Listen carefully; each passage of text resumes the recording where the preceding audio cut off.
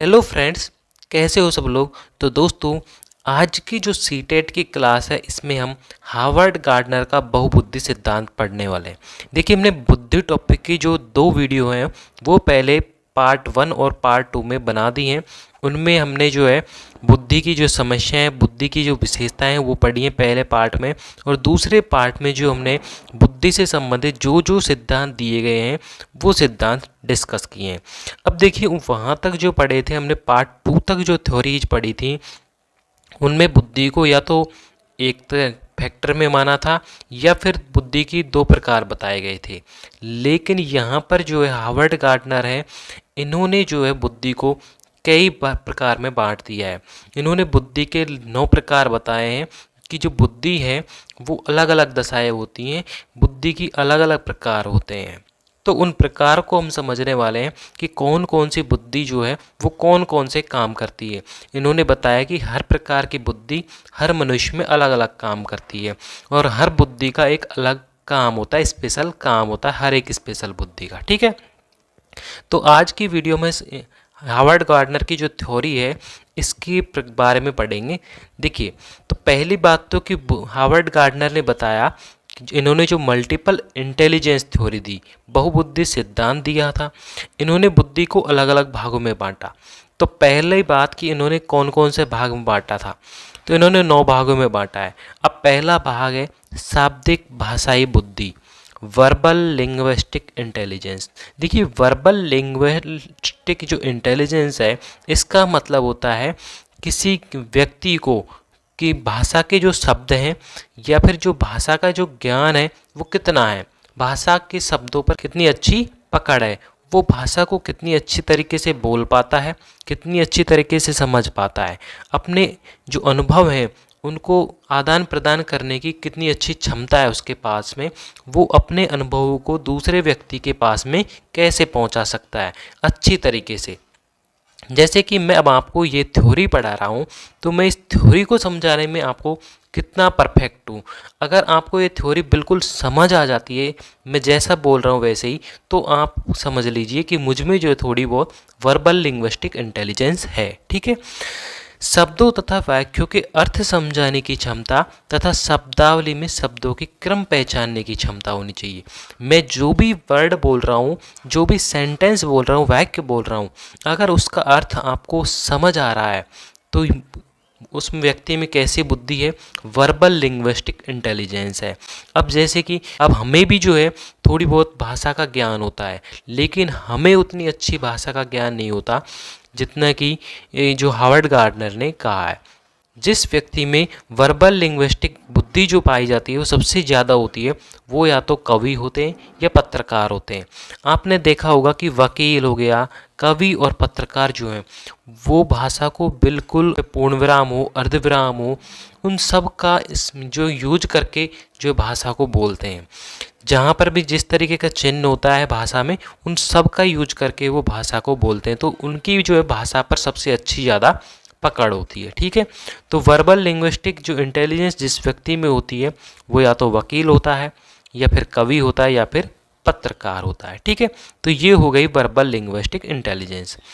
दूसरी जो उन्होंने बुद्धि का प्रकार बताया है वो है तार्किक गणितीय बुद्धि। देखिए, लॉजिकल मैथमेटिकल इंटेलिजेंस मतलब कि तार्किक योग्यता, मैथ की कैलकुलेशन जो व्यक्ति अधिक करने में सक्षम है, जो व्यक्ति जल्दी से जल्दी मैथ की कैलकुलेशन कर लेता है। अब हम लोग भी कर लेते हैं मैथ की कैलकुलेशन तो, लेकिन ज़रूरी नहीं है कि हमें वो जो है मैथमेटिकल लॉजिकल मैथमेटिकल इंटेलिजेंस हो। जिस व्यक्ति में जो है ज़्यादा गुण होगा मैथ का, जो बहुत जल्दी जो है मैथ की कैलकुलेशन को सॉल्व कर लेता है, चाहे कैसी भी टफेस्ट जो कैलकुलेशन हो उसको भी सिर्फ 2 सेकंड में सॉल्व कर दे, तो उनमें पाई जाती है लॉजिकल मैथमेटिकल कॉन्सेप्ट इंटेलिजेंस।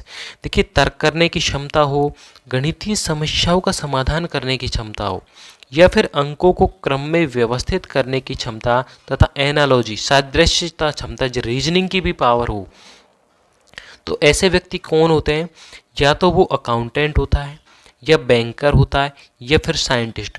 आपने देखा होगा बैंक के जो कर्मचारी होते हैं वो फटाफट फटाफट जो है कैलकुलेशन कर लेते हैं, मैथ की जो भी कोई होती है।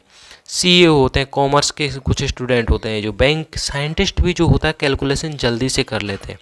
तो उनमें कौन सी बुद्धि पाई जाती है? लॉजिकल मैथमेटिकल इंटेलिजेंस बुद्धि पाई जाती है। ठीक है, तो फ्रेंड्स वीडियो अच्छी लग रही है तो वीडियो को लाइक कर दीजिए और चैनल पर नए हो तो चैनल को सब्सक्राइब कर दीजिए। बढ़ते हैं हम अगली बुद्धि के प्रकार पर। देखिए अगली बुद्धि जो इन्होंने बताई थी हार्वर्ड गार्डनर, वो बताई थी स्थानिक बुद्धि, स्पेशल इंटेलिजेंस। देखिए अमूर्त तथ्यों के आधार पर मानसिक छवि बनाना, मतलब कि जैसे कि आपको पेंटिंग बनानी है तो आप क्या करेंगे, पहले अपने माइंड में इमेज बनाएंगे, उसकी इमेजिनेशन करेंगे। अमूर्त तथ्य हो गया, ना तो आपने पेंटिंग देखी है कि उस तरीके की पेंटिंग बनानी है, तो आपको अमूर्त तथ्य अपने दिमाग में सोचना है और उसकी फिर कलाकारी करनी है आपको। जैसे कि किसी स्थान विशेष को पहचानने की क्षमता, दिशा पहचानने की क्षमता, मानसिक धरातल या किसी स्थान विशेष का निर्माण करने की क्षमता। जैसे आप कहीं जा रहे हो, अब आपको डायरेक्शन का मालूम नहीं है, तो डायरेक्शन का मालूम नहीं हो तो आप दिशा किस तरीके से पहचानेंगे? हम दिमाग लगा लेते हैं कि दिन किस तरफ से उगता है, या फिर दिन किस तरफ से छिप रहा है, या फिर अब इस वक्त दिन किस तरफ है, तो हम उस तरीके से एक अंदाज़ा लगा लेते हैं कि सूर्य किस तरफ है, तो हम एक डायरेक्शन का अंदाज़ा लगा पाते हैं। अगर दिन जिस डायरेक्शन से उग रहा है तो वो पूरा दिशा हो जाएगी, सीधी सी बात है।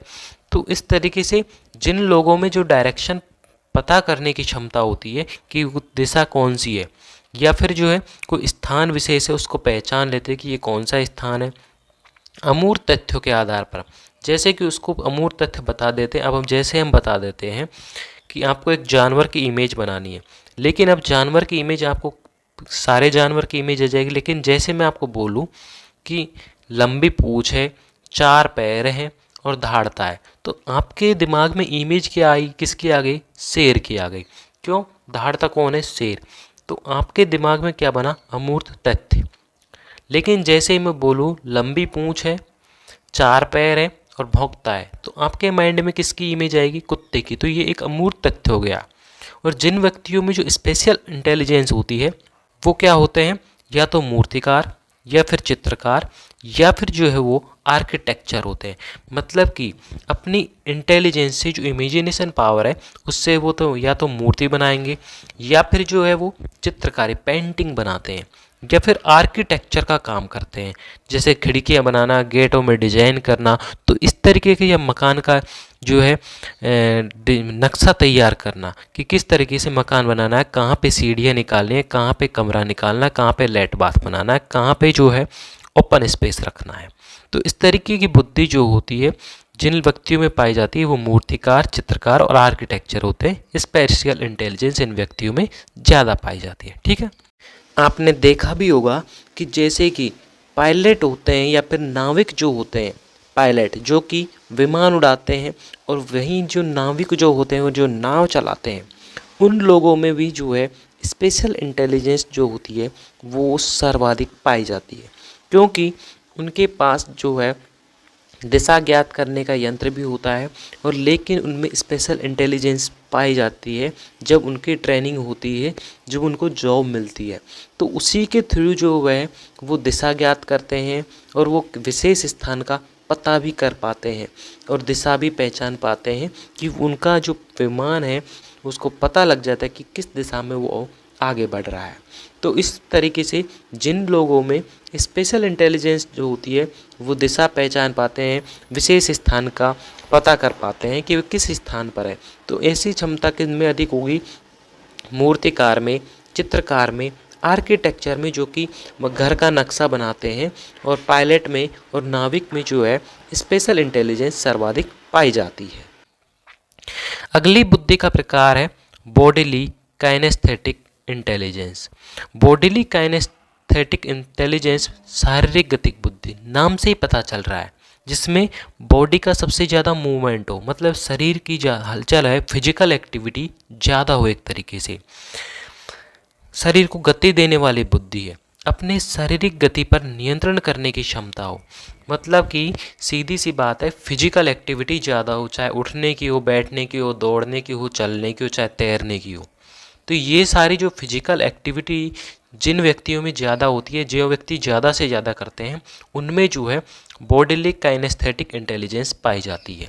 अब ये इंटेलिजेंस होती किन किन लोगों में, देखिए आपने हीरो हीरोइन देखे होंगे, अलग अलग एक्टिंग करते रहते हैं, तो मूवमेंट होती रहती है शरीर की, या तो कोई डांस होगा या फिर उनको एक्टिंग करनी होती है किसी भी तरीके की, तो बॉडी मूवमेंट कर रही है तो ये वाली इंटेलिजेंस ज़्यादा होगी।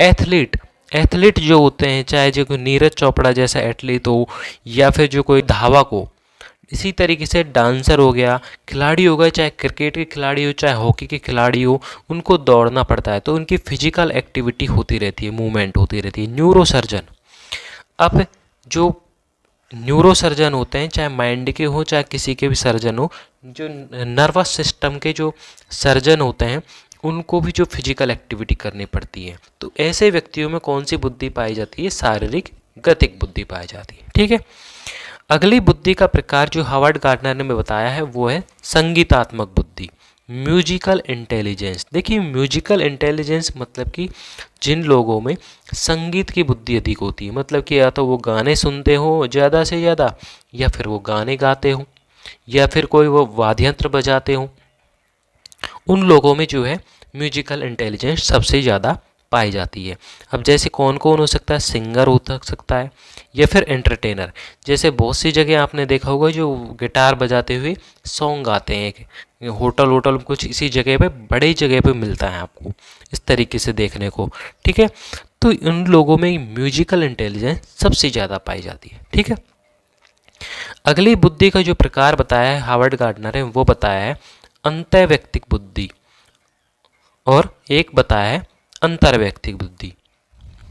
ये है अंतर, यहाँ पे अंतर्वैयक्तिक बुद्धि है ये, और दूसरी है अंतर्वैयक्तिक बुद्धि। देखिए मैं इन दोनों बुद्धियों को आपको एक साथ समझाऊंगा ताकि आपको कन्फ्यूजन ना रहे। ठीक है, तो ये तो है अंतर्वैयक्तिक बुद्धि और ये है अंतःवैयक्तिक बुद्धि। अब आपको दोनों वर्डों को ध्यान से समझना है। देखिए अंतर, अंतर का मतलब होता है दो लोगों के बीच का अंतर, और अंतः, अंतः का मतलब होता है आत्मा, मतलब खुद के अंदर देखना, और अंतर का मतलब किसी दूसरे व्यक्ति के अंदर देखना एक तरीके से। तो इंटरपर्सनल जो इंटेलिजेंस है, इसके द्वारा दूसरे व्यक्ति के साथ कैसे इंटरेक्ट किया जाए यह पता चलता है। इंटर का मतलब होता है दूसरे का, तो अंतर का मतलब दूसरे के साथ में, दूसरे के अनुभव को, दूसरे के साथ कैसा व्यवहार किया जाए, तो ये सब इस बुद्धि से पता चलता है। ठीक है, अब ये बुद्धि सर्वाधिक किस में पाई जाएगी? आपने देखा होगा नेता और सामाजिक कार्यकर्ता, इसके अलावा जो है दुकानदार, तो उन लोगों में कौन सी बुद्धि पाई जाती है सर्वाधिक? Interpersonal intelligence. क्यों पाई जाती है उनमें? आपने देखा होगा नेता लोग जो बड़े बड़े भाषण देते हैं कि मैं आपके घर में नल लग जाएगा, हर एक के घर में, आपकी गली गली में सड़क बन जाएगी, लेकिन वहाँ पे सिर्फ वो वोट मांगने के लिए ऐसा कहते हैं, वहाँ पे कोई काम ऐसा नहीं होता है। ठीक है, इसी तरीके से आपने दुकानदार को देखा होगा, आप जाते हैं दुकान पे सामान लेने के लिए, तो दुकानदार आपसे ये नहीं कहता कि अब सामान ले लिए, काफ़ी तूने बहुत ज़्यादा ले लिया, अब तू जा, बल्कि वो आपसे पूछेगा और क्या लोगे, और क्या लोगे, और क्या लोगे। जब तक आप खुद ये नहीं कहोगे बस भाई अब ठीक है अब नहीं लेना कुछ भी, तब तक दुकानदार आपसे पूछता जाता है कि और क्या चाहिए आपको, और क्या चाहिए। तो दुकानदार में भी क्या होती है कि इंटरपर्सनल इंटेलिजेंस पाई जाती है। ठीक है, अब अंतःव्यक्तिक बुद्धि मतलब कि खुद के अनुभवों को समझना, खुद के बारे में, खुद से इंटरेक्ट कैसे करना, खुद के अंदर आत्मा को देखना, वो होती है इंट्रापर्सनल इंटेलिजेंस, अंतःव्यक्तिक बुद्धि। जिन व्यक्तियों में जो है सबसे अधिक जो अंतःव्यक्तिक बुद्धि पाई जाती है, वो आध्यात्मिक गुरु बनते हैं, साधु बनते हैं एक तरीके से। ठीक है, साधु सन्यासी बन जाते हैं, तो वो होती है अंतःव्यक्तिक बुद्धि। ठीक है, अगली बुद्धि है प्रकृतिवादी बुद्धि।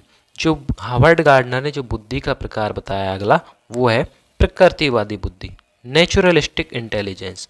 मतलब इस बुद्धि के व्यक्ति प्रकृति के सबसे ज़्यादा नज़दीक होते हैं। जिनमें प्रकृतिवादी बुद्धि जो पाई जाती है वो सबसे ज़्यादा किसके नज़दीक होते हैं? प्रकृति के नज़दीक होते हैं। ठीक है, जिन व्यक्तियों में इनका विकास सर्वाधिक होता है वे किसान बनते हैं। क्या बनते हैं? किसान बनते हैं, या फिर आपने देखा होगा कृषि वैज्ञानिक बनते हैं। जो कृषि के वैज्ञानिक, अब कृषि वैज्ञानिक प्रकृति से जुड़े होते हैं क्योंकि वे उसी चीज़ पर रिसर्च भी करते हैं। ठीक है, तो यहाँ पे जिन लोगों में प्रकृतिवाद की बुद्धि अधिक होती है वो प्रकृति से जुड़े होते हैं, या तो किसान होते हैं या फिर वो कृषि वैज्ञानिक होते हैं। ठीक है, अगली बुद्धि है अस्तित्ववादी बुद्धि, एक्सिटेंशियल इंटेलिजेंस।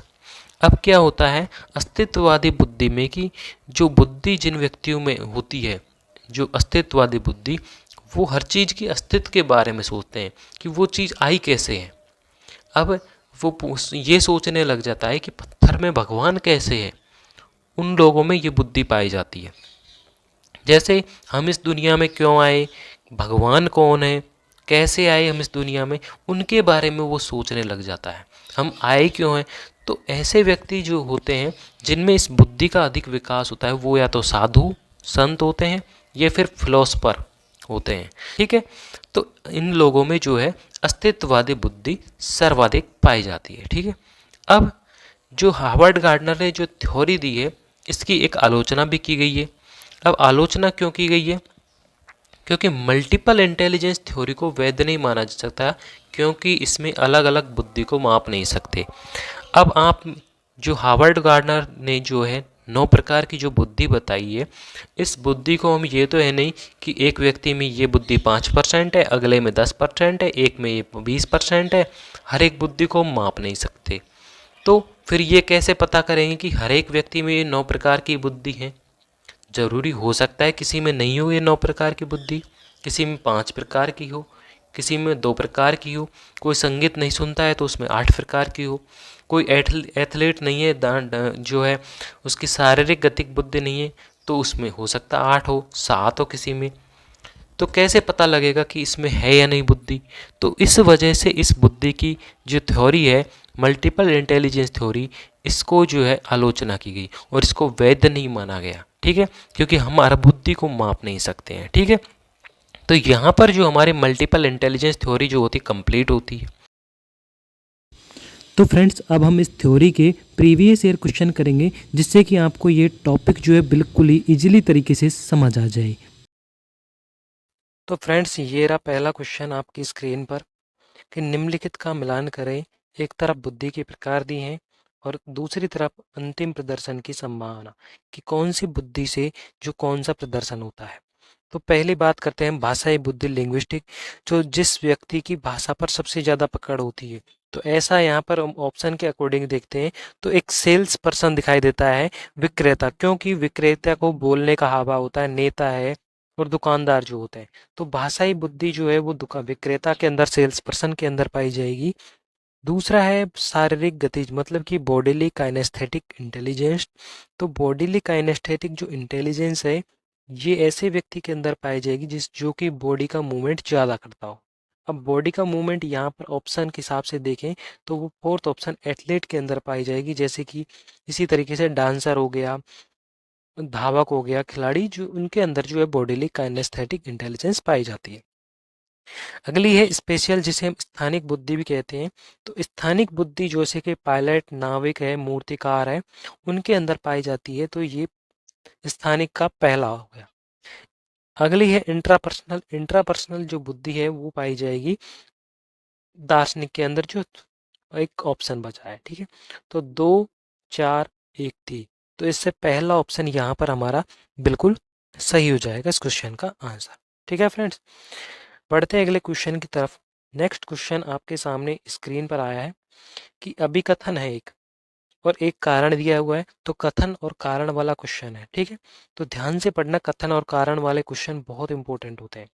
कि सना अपने दिमाग में गणितीय गणनाएं करती है। क्या करती है? गणितीय गणना करती है और एक बहुत ही संवेदनशील व्यक्ति है। तो कथन कहा गया है। अब हम कथन का कारण पढ़ते हैं। देखिए कारण क्या कहता है कि हार्वर्ड गार्डनर के अनुसार सना के पास एक स्थानिक कौशल है और अंतर व्यक्तिगत कौशल जैसी कई बुद्धिमत्ताएं हैं उसके अंदर। तो देखिए जब हम कारण और कथन को जोड़ करके देखते हैं तो कथन है वो बिल्कुल सही है यहाँ पर, क्योंकि गणितीय गणना करती है और संवेदनशील भी है, क्योंकि भावनाओं का भी बहुत बड़ा महत्व होता है हम कोई भी जो है कौशल करते हैं तो उसके अंदर। ठीक है, तो कथन यहाँ पर बिल्कुल सही है।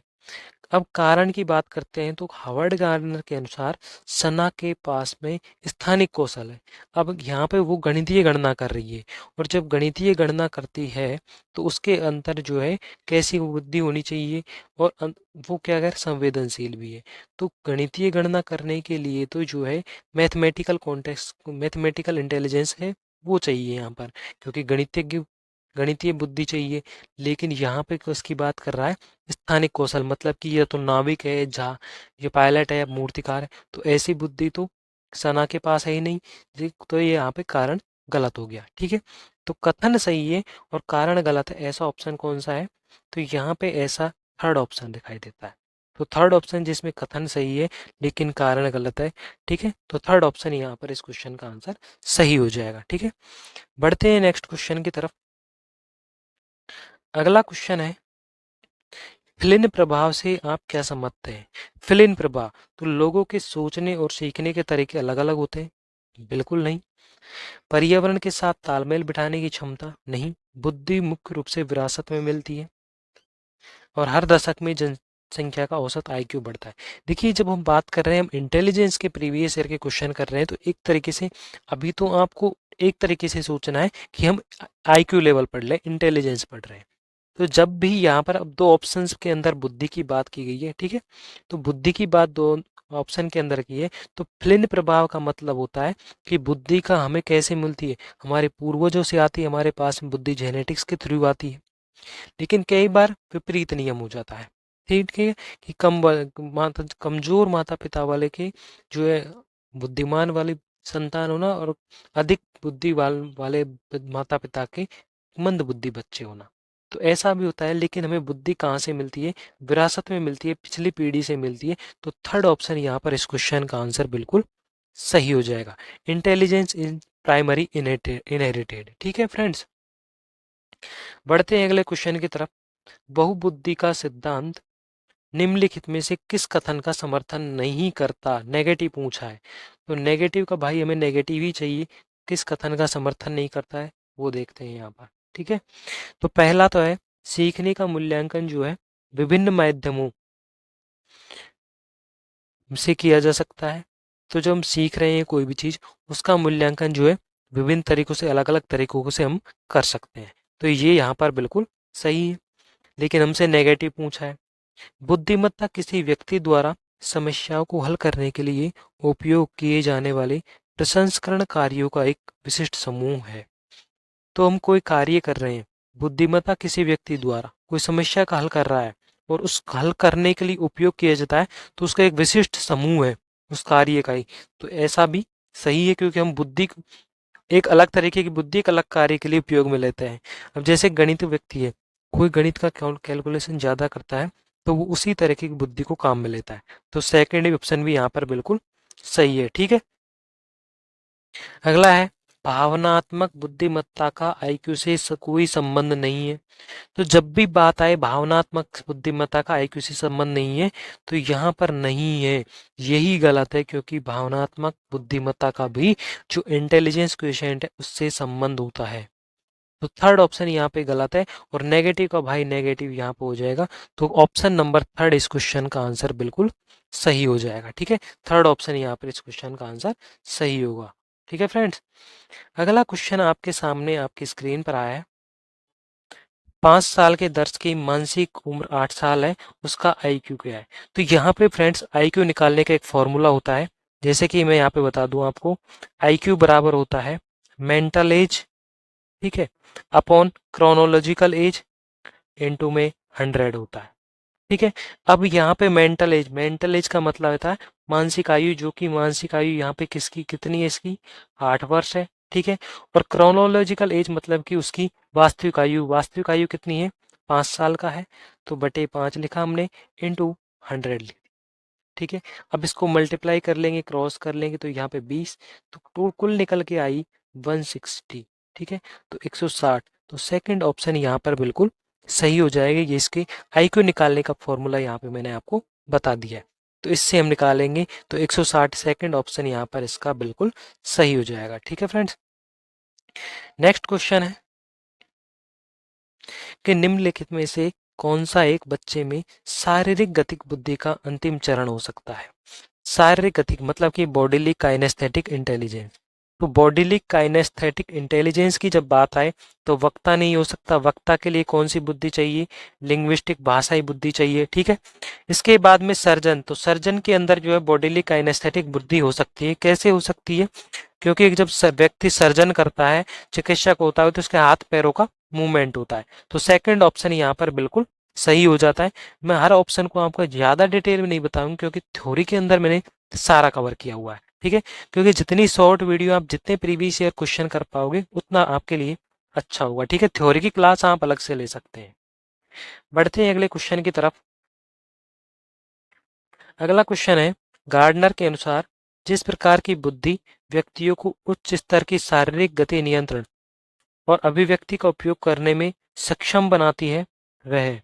तो उसकी बात हम जब करते हैं तो देखिए इसमें क्या कहा गया है, शारीरिक गति नियंत्रण की बात की गई है, बॉडी का फिजिकल मूवमेंट कंट्रोल की बात की गई है। तो फिजिकल मूव कंट्रोल की बात कौन सी करेगी? अंतर्व्यक्ति की भी नहीं करेगी, भाषा भी नहीं करेगी, इंटरपर्सनल भी नहीं करेगी। तो शारीरिक गतिशीलता, फिजिकल मोबिलिटी जो बॉडीली काइनेस्थेटिक इंटेलिजेंस है वो करेगी यहाँ पर, ठीक है फ्रेंड्स। तो फोर्थ ऑप्शन यहाँ पर बिल्कुल सही हो जाएगा। बढ़ते अगले क्वेश्चन की तरफ। अगला क्वेश्चन है, जैसे कि अभी मैंने आपको आईक्यू निकालना बताया था वही है यहाँ पर, वैसा ही क्वेश्चन है कि बच्चे की कालानुक्रमिक आयु 60 महीने है और उसकी मानसिक आयु 66 वर्ष है। उसकी मानसिक आयु 66 वर्ष है। तो उसकी आयु है, आईक्यू है। तो आईक्यू निकालेंगे हम उसकी। देखिए आईक्यू निकालने के लिए मैंने अभी आपको फॉर्मूला बताया था कि mental as upon chronological age into 100। लेकिन दोनों एक ही तरीके से होनी चाहिए। जैसे कि यहाँ पे तो दिया है 60 महीने और यहाँ पे दिए 66 वर्ष। तो 60 महीने को कन्वर्ट कर लो तो 12×5 = 60, तो 5 वर्ष हो जाती है कालानुक्रमिक आयु। तो 66 वर्ष तो हो गई उसकी मानसिक आयु जो कि ऊपर है, बटे जब हमने इसको महीने को वर्ष में कन्वर्ट करेंगे तो ये आ जाती है 5 वर्ष इंटू 100 और जब 100 को हम इससे कन्वर्ट करेंगे तो कितनी आएगी? 20। तो फ्रेंड्स जब इसको मल्टीप्लाई करते हैं तो कितना आता है? तो 1320 आता है करीब। तो 1320 तो किसी की हो ही नहीं सकती। आईक्यू लेवल तो 140 तक बताया गया, 140 से ऊपर तो इंटेलिजेंस होता है। क्योंकि जब भी यहाँ पे ईयर में आएगा तो इसको हम लेंगे फोर्थ ऑप्शन के अकॉर्डिंग जाएंगे, तय नहीं किया जा सकता क्योंकि यहाँ पे जो है महीने और समय में अलग अलग तरीके से दिए हुए हैं। तो फ्रेंड्स जब हमने अभी कैलकुलेट की थी तो कितनी आई थी? 1320। और 1320 तो यहाँ पे है ही नहीं, तो ये यहाँ पर तय नहीं किया जा सकता। या तो ये यहाँ पे क्वेश्चन गलत टाइप हो गया मेरे ख्याल से, ये वर्ष नहीं ये महीना ही है। अगर हम इसको देखिए यहाँ पे 110 लिखा हुआ है, यहाँ पे 11 लिखा हुआ, हमने इंग्लिश का नहीं देखा। तो हम क्या करेंगे, यहाँ पे देखिए 66 है, 66 बटे उसको कितना महीना है वो भी 60, तो दोनों को मंथ में ले लेते हैं हम और फिर इसको कैलकुलेट कर देते हैं। तो जब हम कैलकुलेट करेंगे तो 0 से 0 कट गई, 6 से कटेंगे 11, तो 11 को जब 10 से मल्टीप्लाई करेंगे तो 110, 110 आएगा। तो कोई ऑप्शन नंबर थर्ड इस क्वेश्चन का आंसर बिल्कुल सही हो जाएगा। कई बार इंग्लिश में भी चेक कर लिया करो क्योंकि हिंदी में जो है मिसप्रिंट हो जाती है, क्योंकि और वहाँ पे भी सीटेट में भी इंग्लिश का ही जो क्वेश्चन आता है उसी को जो है पहले प्राथमिकता दी जाती है सही के लिए, ठीक है। तो थर्ड ऑप्शन यहाँ पे बिल्कुल सही हो जाएगा, दोनों ही मंथ्स में है, ईयर्स में नहीं है, ठीक है, ये वर्ष नहीं है, ठीक है फ्रेंड्स। बढ़ते हैं अगले क्वेश्चन की तरफ। बुद्धि का पहला सिद्धांत था, तो बुद्धि का पहला सिद्धांत किसने दिया था? तो सबसे पहले बात करें अगर हमने, तो बुद्धि का पहला सिद्धांत जो है यूनिफैक्टर सिंगल फैक्टर थ्योरी, यूनिफैक्टर थ्योरी दी गई थी अल्फ्रेड बिने के द्वारा। तो पहला ऑप्शन यहाँ पे बिल्कुल सही होगा। और टू फैक्टर थ्योरी स्पीयरमैन ने दिया गया था। बहुकारक या बहुबुद्धि सिद्धांत का जो थ्योरी है वो यहाँ पर के हावर्ड गार्डनर ने दिया था, ठीक है। और तीन कारक सिद्धांत कोई नहीं है थ्योरी, ठीक है फ्रेंड्स। अगला क्वेश्चन की तरफ बढ़ते हैं। यहाँ पे कथन है और एक कारणी है, एक व्यक्ति अपनी पहचान, भावनाओं, मकसद के बारे में जानता है और जीवन का अर्थ जानता है, उसे बुद्धिमान माना जाना चाहिए या फिर नहीं? तो यहाँ पे देखिए एक व्यक्ति जो ऐसा है जो कि बुद्धिमान भी माना जाता है चाहिए उसे, और उस अपने मकसद के बारे में मानता है। तो यहाँ पे जब ऐसा व्यक्ति अपने आप को बुद्धिमान मानता है, मकसद, अपनी पहचान, भावना सबको जानता है, तो यहाँ पे कथन बिल्कुल सही हो जाएगा। ठीक है। गार्डनर के सिद्धांत के अनुसार बुद्धि के केवल 3 कारण हैं: व्यावहारिक, रचनात्मक और विश्लेषण। तो गार्डनर ने तो ऐसे कोई 3 कारण नहीं बताए थे। ठीक है। तो गार्डनर ने तो बहुत सारी बुद्धि बताई थी, 9 तरीके की बुद्धि बताई थी, जैसे कि भाषाई बुद्धि है, लिंग और गणितीय बुद्धि है, स्पेशियल इंटेलिजेंस है, इंटरपर्सनल है, इंट्रापर्सनल है, नेचुरलिस्टिक बुद्धि है। तो वो सब बुद्धियाँ बताई थी। तो ये गलत हो जाएगा। तो थर्ड ऑप्शन यहाँ पे मतलब कि कथन सही हो जाएगा, कारण गलत हो जाएगा। तो थर्ड ऑप्शन यहाँ पे बिल्कुल सही हो जाएगा, A is true but R is false. ठीक है फ्रेंड्स, बढ़ते हैं अगले क्वेश्चन की तरफ। अगला क्वेश्चन है, भाषाई बुद्धि वाले व्यक्ति को कौन चित्रित करता है? तो जिसकी इंटेलिजेंस कैसी है, भाषाई लिंग्विस्टिक की पहचान है, तो वो कौन होगा? पिच, धुन और स्वर के प्रति, तो ये तो म्यूजिकल इंटेलिजेंस हो जाएगी, जहाँ पे संगीत की बात आ रही है। शब्दों के अर्थ और क्रम तथा भाषा के विविध उपयोग के प्रति संवेदनशीलता। तो बिल्कुल सही बात है, यहाँ पर सेकंड ऑप्शन यहाँ पर बिल्कुल सही हो जाएगा, क्योंकि जिसके अंदर भाषाओं को बोलने की क्षमता जैसी होती है, वो यहाँ पर पाई जाती है। क्रम होगा भाषा का अच्छा। दूसरों की भावनाओं को जानने के लिए, इंटरपर्सनल होना जरूरी है, तो यहाँ पर ये भी नहीं है। ठीक है। और मानसिक गतिविधियों करने और तर्क करने पर लंबी श्रृंखला बनाने की क्षमता, तो ये भी यहाँ पर गलत हो जाएगा। तो सेकंड ऑप्शन इस क्वेश्चन का आंसर बिल्कुल सही हो जाएगा। ठीक है फ्रेंड्स, बढ़ते हैं अगले क्वेश्चन की तरफ। नेक्स्ट क्वेश्चन है, बुद्धि क्या है? दूसरे की नकल करने की क्षमता, सीखने और परीक्षा में अच्छा प्रदर्शन करने की क्षमता, एक विशिष्ट क्षमता और क्षमताओं का एक सेट है। तो बुद्धि की जब बात करते हैं हम, तो एक सेट ऑफ कैपेबिलिटीज है। तो बुद्धि जो एक क्षमताओं का सेट है। तो फोर्थ ऑप्शन यहाँ पर बिल्कुल सही हो जाएगा इस क्वेश्चन का आंसर। ठीक है फ्रेंड्स, अगले क्वेश्चन की तरफ बढ़ते हैं। क्वेश्चन नंबर 13 कि बुद्धि के बारे में निम्न में से कौन सा कथन सही है? तो सही कथन हमसे पूछा गया है, तो उसके बारे में देखते हैं। बुद्धिमत्ता अनुभव के परिणाम स्वरूप व्यवहार में अपेक्षाकृत स्थायी परिवर्तन है। तो स्थायी परिवर्तन भी नहीं है, क्योंकि बुद्धि के द्वारा हम जो स्थायी परिवर्तन नहीं, बल्कि हम अस्थायी परिवर्तन होता है, हम उस परिवर्तन को बदल भी सकते हैं, हम जैसे जैसे बुद्धि को और बढ़ाते जाते हैं। तो ये गलत हो जाएगा। बुद्धिमत्ता एक वंशानुगत गुण है, जिसमें स्मृति और तर्क जैसी मानसिक गतिविधियां शामिल होती हैं। वंशानुगत तो गुण आता है बुद्धि का, लेकिन लेकिन हर चीजें स्मृति और तर्क, जैसे कि अभी हमारे माता पिता जैसे बुद्धिमान है, हो सकता है वैसे बुद्धिमान नहीं हो, हम उनसे ज्यादा बुद्धिमान हो या फिर कम हो, तो वंशानुगत गुण आता है, लेकिन पूरा गुण नहीं आता, तो ये भी गलत हो जाएगा। बुद्धिमत्ता बहुआयामी, बहुआयामी बिल्कुल सही है, जिसमें कई क्षमताएं शामिल हैं और जिन्हें पूरी तरीके से बुद्धि परीक्षण द्वारा मापा नहीं जा सकता। बिल्कुल सही बात है। ना तो हम बुद्धि परीक्षण को आईक्यू में जैसे भी हम क्वेश्चन जो फॉर्मूला है उसके थ्रू निकाल रहे थे, तो वैसे हम बिल्कुल एग्जैक्ट नहीं निकाल सकते, उससे लगभग में हम एक मापन कर सकते हैं। ठीक है। और बहुआयामी मल्टी डायमेंशनल है, तो थर्ड ऑप्शन यहाँ पर बिल्कुल सही हो जाएगा। ठीक है फ्रेंड्स, अगला क्वेश्चन है 14। बुद्धि के प्रमुख सिद्धांतों के संदर्भ में निम्नलिखित मेल खाते हैं। तो देखिए कौन सा सिद्धांत किसने दिया है, उसका यहाँ पे पता करना है। तो मैंने अभी बताया था स्पीयरमैन। स्पीयरमैन ने कौन सा सिद्धांत दिया था? द्विकारक सिद्धांत दिया था। तो पहले का ए का हो गया फोर्थ। ठीक है। ई एल थॉर्नडाइक ने सिद्धांत दिया था, और एक थर्स्टन का और एक गार्डनर का। तो जब भी गार्डनर का हम याद हो, तो मल्टीपल इंटेलिजेंस थ्योरी दी थी गार्डनर ने। ठीक है। और ई एल थॉर्नडाइक ने दी थी जो मल्टी फैक्टर है उसकी थ्योरी दी थी, और थर्स्टन ने समूह कारक सिद्धांत दिया था। तो यहाँ पे स्पीयरमैन का ए का चार ए का चार किस में है? 3 और 4 में है। बी का 2, बी का 2, सी का 1, तो सी का 1 फोर्थ ऑप्शन में। तो फोर्थ ऑप्शन यहाँ पे बिल्कुल सही हो जाएगा इस क्वेश्चन का आंसर। ठीक है फ्रेंड्स, बढ़ते हैं अगले क्वेश्चन की तरफ। हार्वर्ड गार्डनर के अनुसार एक दार्शनिक के पास डैश प्रकार की बुद्धि होती है और एक मूर्तिकार के पास डैश प्रकार की बुद्धि होती है। देखिए जब भी दार्शनिक की बात आती है, तो दार्शनिक के अंदर जो है वो है अंतर्व्यक्तिक बुद्धि पाई जाती है, इंट्रापर्सनल पाई जाती है। लेकिन वहीं जो एक मूर्तिकार है उसके पास में स्थानिक बुद्धि पाई जाती है। तो थर्ड ऑप्शन यहाँ पे बिल्कुल सही हो जाएगा फ्रेंड्स। ठीक है फ्रेंड्स, बढ़ते हैं अगले क्वेश्चन की तरफ। 16 क्वेश्चन, यह महत्वपूर्ण है कि शिक्षक बच्चों को बुद्धि लब्धि आयु के आधार पर निश्चित समूह में विभाजित न करें। तो इसके लिए क्या करना है?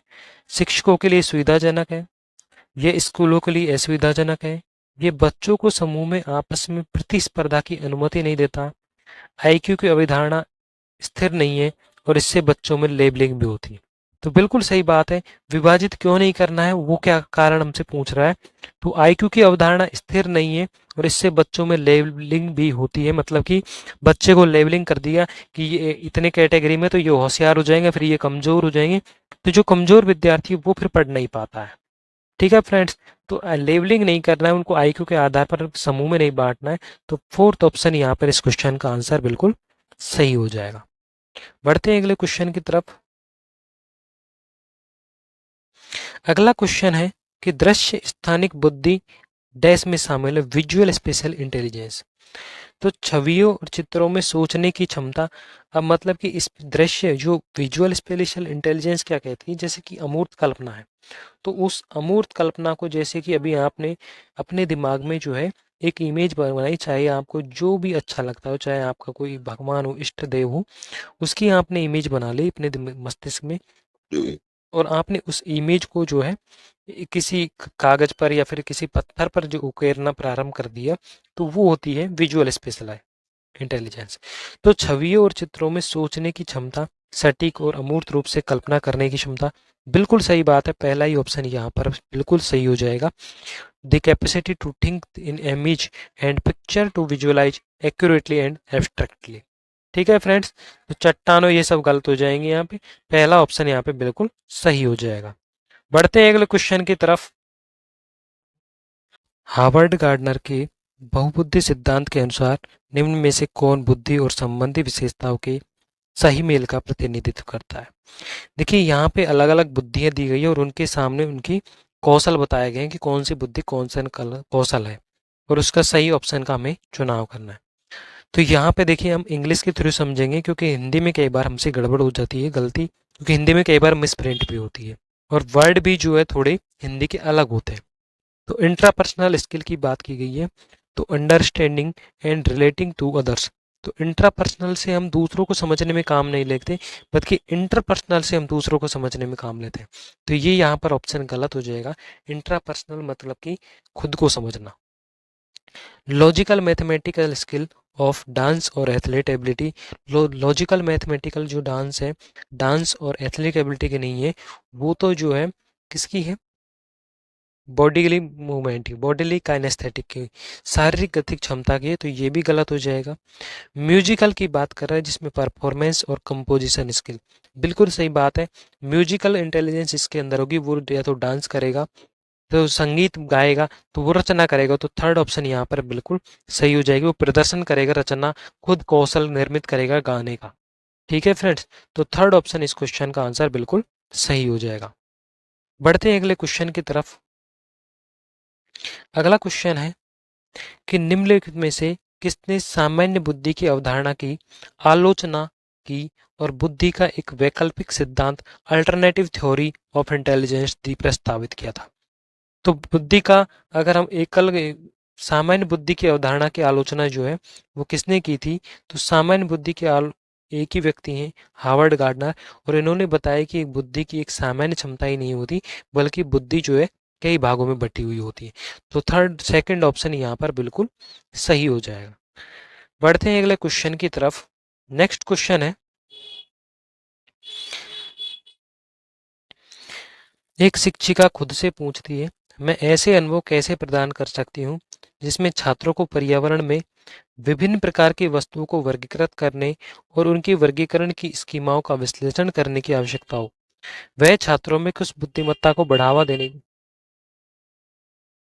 देने की कोशिश कर रही है? देखिए, भाषाई बुद्धिमत्ता, अंतर्वैयक्तिक बुद्धिमत्ता, प्राकृतिक बुद्धिमत्ता, या फिर जो है शारीरिक गतिक संवेदिक बुद्धिमत्ता। देखिए जब भी हम क्वेश्चन को अगर ध्यान से पढ़ेंगे तो एक बात कही गई क्वेश्चन में कि जिसमें छात्रों को पर्यावरण में विभिन्न प्रकार की वस्तुओं को वर्गीकृत करने और उनके वर्गीकरण की का विश्लेषण करने की आवश्यकता है। तो यहाँ पे क्या है, पर्यावरण। और पर्यावरण के सब ऑप्शन के हिसाब से देखिए तो थर्ड ऑप्शन प्राकृतिक बुद्धिमत्ता आती है। तो थर्ड ऑप्शन ही यहाँ पर बिल्कुल सही हो जाएगा। ठीक है फ्रेंड्स, बढ़ते हैं अगले क्वेश्चन की तरफ।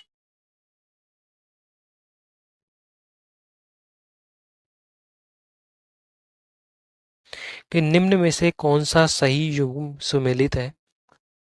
तो मानदंड, क्राइटेरियन, रेफरेंस असेसमेंट की बात करें तो विशिष्ट विषयों की महारत शामिल है। मानक संदर्भित मूल्यांकन साथियों के प्रदर्शन की तुलना करता है। और रचनात्मक मूल्यांकन ये निर्धारित करना कि छात्र कक्षा से पहले और बाद में क्या कर सकते हैं। और योगात्मक मूल्यांकन, इनमें पेपर पेंसिल परीक्षण के साथ साथ गैर लिखित व्यवहारों के विस्तृत विवरण शामिल है।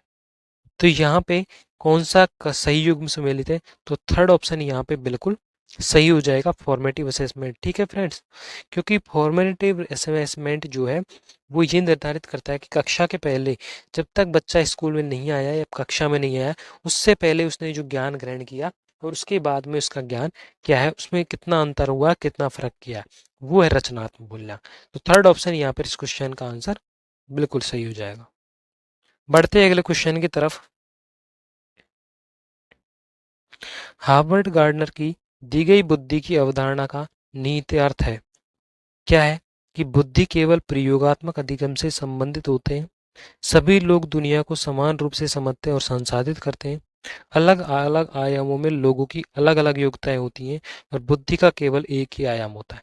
तो देखिए बुद्धि की जब हमने थ्योरी पढ़ी थी तब मैंने आपको बताया था कि बुद्धि जो है मल्टी डायमेंशनल होती है, बहुआयामी बुद्धि होती है। तो अलग अलग आयामों में लोगों की अलग अलग योग्यताएं होती हैं। ठीक है फ्रेंड्स, थर्ड ऑप्शन यहाँ पे इस क्वेश्चन का आंसर बिल्कुल सही हो जाएगा। ठीक है, बढ़ते हैं अगले क्वेश्चन की तरफ।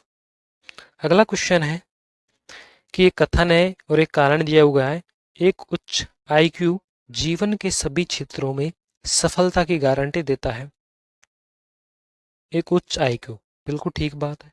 देखते हैं अभी, क्योंकि उच्च आयु जरूरी नहीं है। और कारण है, कई सफल व्यक्तियों का आईक्यू स्कोर औसत होता है। अब देखिए, जरूरी नहीं है, जैसे कि अभी उच्च आईक्यू वाला जीवन के सभी क्षेत्रों में सफलता की गारंटी देता है। अब एक व्यक्ति है, एक स्टूडेंट है जिसके 10th और 12th में जो है 99% बन जाते हैं, लेकिन वो सफल नहीं होता। तो आईक्यू तो उसमें उच्च है लेकिन सफल नहीं हुआ, तो दावा गलत है, क्योंकि गारंटी के साथ सफल थोड़ी होगा। कारण क्या कहता है, कई सफल व्यक्तियों का आईक्यू स्कोर औसत होता है। बिल्कुल सही बात है, क्योंकि कई सफल व्यक्ति, एक एवरेज स्टूडेंट जो होता है वो कई बार जो होता है अपनी सफलता, जीवन की सफलता मतलब नौकरी प्राप्त कर लेता है। तो कथन गलत है लेकिन कारण सही है। तो दावा गलत है और लेकिन कारण सही है। Assertion is false but reason is truth. Fourth option यहाँ पे बिल्कुल सही हो जाएगा। ठीक है फ्रेंड्स, बढ़ते हैं अगले क्वेश्चन की तरफ। मैग्नस कार्लसन को विश्व शतरंज चैंपियंस में ग्रैंड मास्टर माना जाता है। Harvard gardener multiple intelligence theory के अनुसार मैग्नस कार्लसन किस प्रकार की बुद्धि को प्रदर्शित करता है।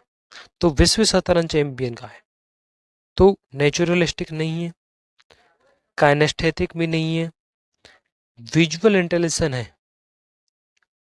तो उसके अंदर कैसी बुद्धि है, विजुअल इंटेलिजेंस हो सकती है या फिर लॉजिकल इंटेलिजेंस, मैथमेटिकल हो सकती है। लेकिन जब चैंपियनशिप ग्रैंड मास्टर है, शतरंज खेल रहा है, तो शतरंज में क्या चाहिए हमें, लॉजिकल मैथमेटिकल कॉन्सेप्ट की ज़रूरत पड़ती है। उसमें मैथमेटिकल की गणितीय एक जो है वो बुद्धि की जरूरत पड़ती है। तो यहाँ पे थर्ड ऑप्शन यहाँ पर बिल्कुल सही हो जाएगा फ्रेंड्स। बढ़ते हैं अगले क्वेश्चन की तरफ। नेक्स्ट क्वेश्चन है, यह व्यक्ति की अपनी इच्छाओं, भावनाओं और उद्देश्यों की चेतना है। इस क्षमता से संपन्न लोगों को अपनी पहचान, मानव अस्तित्व और जीवन के अर्थ की गहरी समझ होती है। उपरोक्त कथन को पढ़ने से इस प्रकार की बुद्धिमत्ता कहलाती है। स्थानिक बुद्धि, पारस्परिक बुद्धिमत्ता, अंतर्व्यक्तिक बुद्धिमत्ता या फिर लॉजिकल मैथमेटिकल कॉन्सेप्ट। देखिए, कोई व्यक्ति है, वो अपनी इच्छा है, उसकी भावना है और उद्देश्यों की चेतना कर रहा है, वो सोच रहा है, मोटिव उनकी थिंकिंग कर रहा है।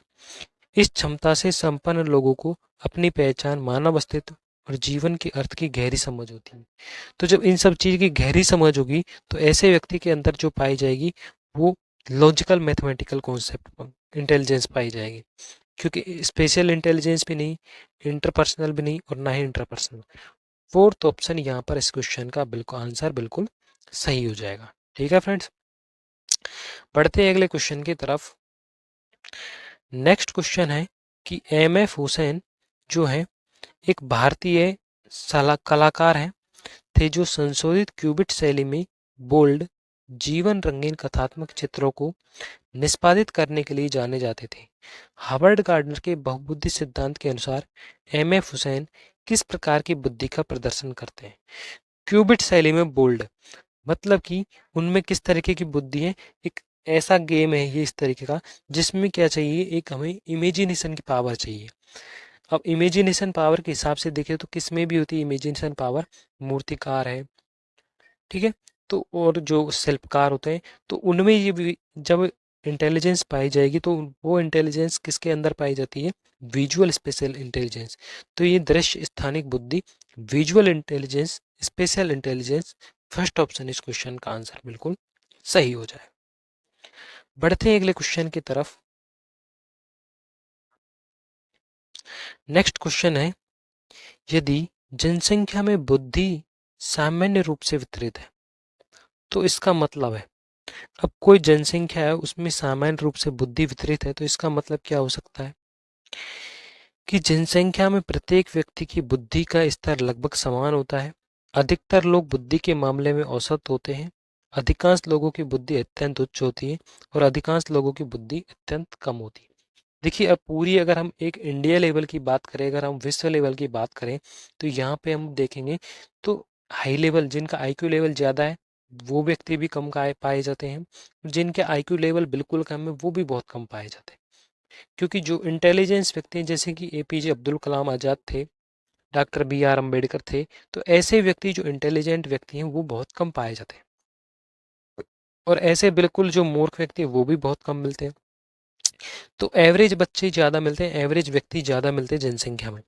तो अधिकतर लोग बुद्धि के मामले में औसत होते हैं, एवरेज इंटेलिजेंस सबसे ज़्यादा पाई जाती है। तो सेकंड ऑप्शन यहाँ पर इस क्वेश्चन का आंसर बिल्कुल सही होगा। ठीक है फ्रेंड्स, बढ़ते हैं अगले क्वेश्चन की तरफ। गिलफोर्ड द्वारा प्रस्तुत सृजनात्मक चिंतन की विशेषताओं में सम्मिलित नहीं है। तो एक जेपी गिलफोर्ड ने एक जो थ्योरी दी थी और उस थ्योरी में जो उन्होंने पूछ रहे हैं कि सृजनात्मक चिंतन की जब हम सृजन करते हैं किसी चीज के लिए तो उसमें कौन से जो विशेषता सम्मिलित नहीं है, नेगेटिव पूछा है। तो लचीलापन, रेजिलेंस, फ्लेक्सिबिलिटी चाहिए हमें किसी चीज में, हम किसी चीज को बना रहे हैं, उसका सृजन कर रहे हैं, क्रिएटिव कर रहे हैं, तो उसके लिए हमें क्रिएटिव थिंकिंग के लिए तो हमें इसमें लचीलापन चाहिए। एक्सपेंशन, विस्तार भी जरूरत है। फ्लो, एक प्रभाव चाहिए, जैसे कि हम एक धीरे धीरे एक प्रवाह में बढ़ते जाए नदी की धारा की तरह। दिनचर्या, डेली रूटीन की उसके अंदर कोई जरूरत नहीं है। ये नहीं कि आप उस चीज को बना रहे तो डेली रूटीन चाहिए कि डेली फिक्स टाइम है, भगवान के मंदिर जाते हैं हम सुबह शाम तो डेली हमारा फिक्स टाइम बनता है, तो ऐसी दिनचर्या नहीं बनानी चाहिए। इसमें क्रिएटिव थिंकिंग है आपकी, आप आज सोचो कल मत सोचो, 2 घंटे सोचो, 3 घंटे सोचो, तो डेली रूटीन की इसके अंदर कोई जरूरत नहीं है। तो फोर्थ ऑप्शन यहाँ पे बिल्कुल सही हो जाएगा। बढ़ते हैं अगले क्वेश्चन की तरफ। नेक्स्ट क्वेश्चन है, गार्डनर के बहुबुद्धि सिद्धांत के अनुसार डैश में शब्दों और वाक्यों की समझने की क्षमता, अच्छा पढ़ना, लिखना, नए शब्दों को याद रखना आदि शामिल। देखिए, जब भी शब्दों और वाक्यों को समझने की क्षमता है और तो शब्दों और समझने को क्षमता की बात करेंगे तो वो किसके अंदर आएगी? भाषाई बुद्धि, लिंग्विस्टिक इंटेलिजेंस के अंदर आएगी। देखिए, आपने पिछले वीडियो देखी उनमें मैंने आपको एक चीज बताई है, जैसे कि एक तो होता है घर, ठीक है, एक होता है मकान और एक होता है प्लॉट। तो मैंने आपको इस तीनों को अंतर बताया है, तो इनका जैसे कि अर्थ समझ लेंगे आप।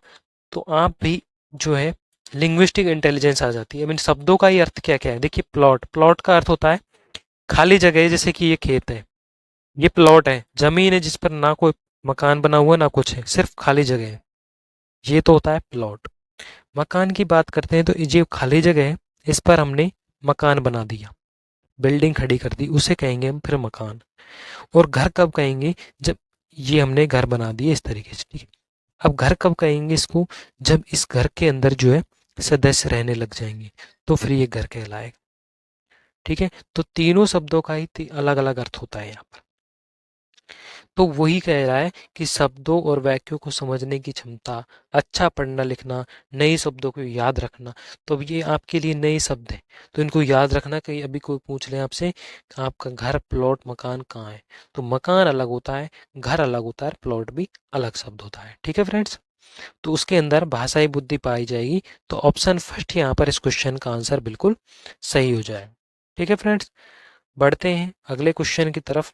लास्ट क्वेश्चन है, बहुबुद्धि के सिद्धांत के संदर्भ में एयर फोर्स पायलट बनने के लिए निम्न में से कौन सी बुद्धि की आवश्यकता होगी। अब देखिए एयरफोर्स पायलट, पायलट बनने के लिए आपको ऐसी बुद्धि की जरूरत है ताकि आप आगे देख सकें।